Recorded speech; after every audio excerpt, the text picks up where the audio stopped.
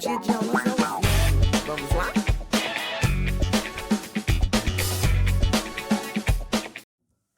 Olá, quinta-feira! Nós já passamos do meio da semana, já estamos pensando em como será o fim de semana junto com a família, não é verdade? Estamos de quarentena, não podemos ver os amigos, mas com a família dá para aproveitar, não é mesmo? Agora, antes disso, nós temos algumas coisas a tratar. Primeira delas, a tia está anunciando hoje que a partir de segunda nós faremos algumas atividades avaliativas no portal. Lógico que eu vou mandar todas as instruções no nosso grupo de WhatsApp para que ninguém se perca, ninguém deixe de realizar nenhuma das atividades. Tudo que vocês têm feito até hoje está sendo avaliado. A tia tem visto o progresso de vocês em cada uma dessas coisas, mas nós precisamos de um registro, né? E esse registro virá através das atividades avaliativas da próxima semana. Tia Ellen sempre vai fazer um resumo do que foi dito, uma revisão de todo o conteúdo, para depois vocês fazerem a avaliação. Então, fiquem tranquilos em relação a isso. Outra dica é que é importante que tenha um adulto por perto, não para dar resposta. Atenção, não é para ele te dar resposta, mas é sim para de repente ler novamente o enunciado para você, ou não permitir que você pule alguma questão, só para observar, ajudar você a se organizar ali no portal. Pensa comigo, se copiar simplesmente resposta, vai ficar com uma nota linda, mas vai continuar sem aprender. Então faça com carinho, com atenção, que eu tenho certeza que vai dar tudo certo, ok? Agora vamos lá. Hoje nós vamos continuar aquela conversa sobre maquete e planta baixa. Nós já vimos que maquete é uma representação de um lugar em escala reduzida, em tamanho menor, pequenininho, mas que nós conseguimos ver as paredes, os móveis com riquezas de detalhes, não é verdade? A planta baixa também é uma representação reduzida. A diferença é que é em forma de desenho e com a visão, ó, de cima para baixo, visão vertical. Então, a planta baixa é um desenho desse mesmo espaço, é uma representação em desenho na visão vertical, tá certo? E aí, na página 137, pergunta exatamente isso. Qual é a visão que nós observamos uma planta baixa ou que ela é representada? Tia acabou de dizer, tá bom? Depois pergunta, e não é para responder, é só para pensar. Nessa planta que está aparecendo aí na 137, é um desenho em duas partes, né? Da impressão que é um sobrado. Quantos quartos tem ali? Você consegue identificar só de olhar, sem a tia falar? Quais são os cômodos que tem nessa casa? É só observar com cuidado que os desenhos ali vão te ajudar a entender. Na página 138, a tia Ellen vai cancelar o exercício 1. E eu só vou comentar com vocês a explicação antes desse exercício. A planta baixa, muitas vezes, vem com legenda. O que é legenda? A legenda, ela traz o desenho, a mesma representação que está na planta, mas com uma explicação na frente. Então, às vezes, você não entendeu que desenho era aquele e a legenda ela vem te esclarecer qual é aquele ambiente ou móvel que está sendo usado ali, tá certo? Virando para 139, nós vamos pular também o bate-papo, o exercício 1, que está perguntando como é que nós cuidamos da nossa sala de aula. Vocês, a tia Ellen puxava a orelha de vez em quando, deixavam umas baguncinhas, mas como só nós usávamos, então a gente tinha que arcar com as consequências da baguncinha que ficava, não é verdade? Então vocês sabem como é importante deixar tudo organizado, os espaços organizados, sejam na escola ou na nossa casa, não é verdade? Agora, na página 139, exercício 2, está pedindo para a gente olhar a foto dessa sala de aula. Tem lá a professora e os alunos também. Para que na página 140 nós possamos responder algumas coisas sobre essa sala de aula. Então, a primeira questão pergunta os objetos que dá para a gente perceber nessa imagem. Os objetos são as coisas que estão por ali. Vocês vão escrever para a tia Ellen, tá bom? Procurem ver se tem lousa, se tem cadeira, mesa, se tem lixeira. O que é que a gente consegue perceber ali, tá bom?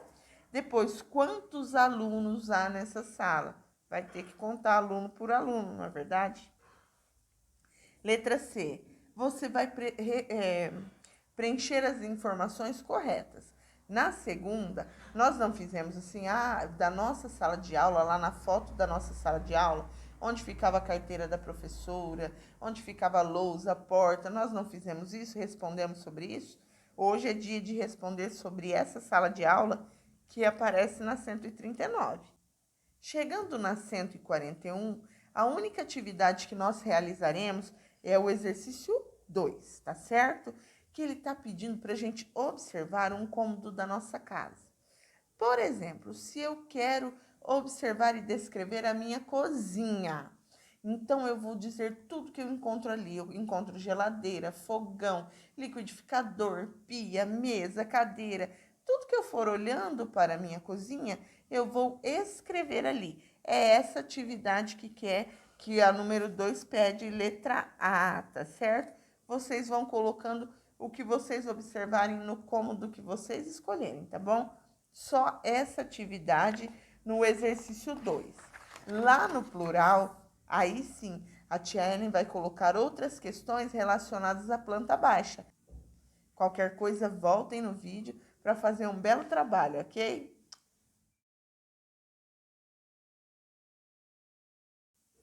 Agora, em língua portuguesa, nós vamos continuar também com o assunto notícia, a manchete, foto-legenda, e nós vamos ver o corpo do texto, a notícia toda.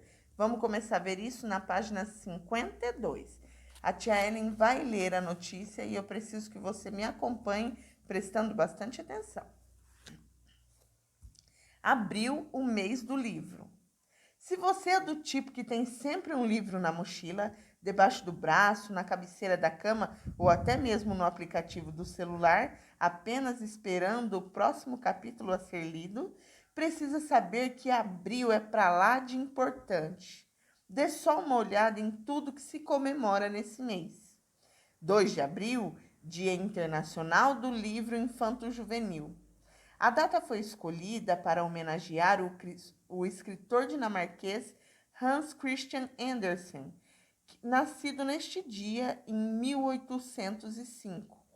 Nunca ouviu falar dele? Pode ser que o nome não seja familiar, mas os textos que ele escreveu ou adaptou a partir de histórias contadas apenas por meio de fala, certamente são.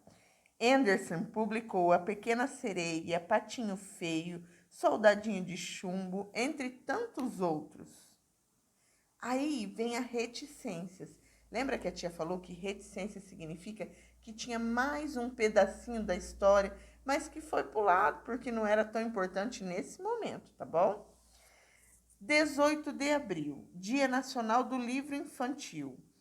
A data de nascimento de Monteiro Lobato, considerado o pai da literatura infanto-juvenil no Brasil, foi escolhida para essa comemoração.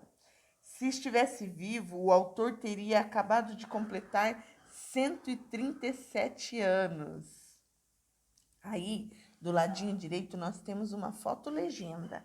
Está dizendo assim: o escritor Monteiro Lobato é homenageado no Dia Nacional do Livro. E embaixo nós temos algumas outras informações. Olha só, Maria Carolina Cristiane, Jornal Joca Digital, Cultura, 26 de abril de 2019.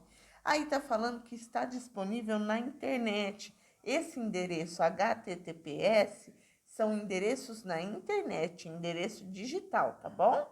E aí está falando o dia que a pessoa que montou a nossa apostila acessou esse portal para conseguir essas informações. Na página 53, nós vamos responder. Copie a manchete da notícia. Na verdade, não é responder, é completar, né? Porque está pedindo, não está perguntando. Copie a manchete da notícia. Depois, letra B. Escreva o nome do escritor que aparece na foto-legenda. Na notícia tem 2 escritores, mas na foto-legenda, um só.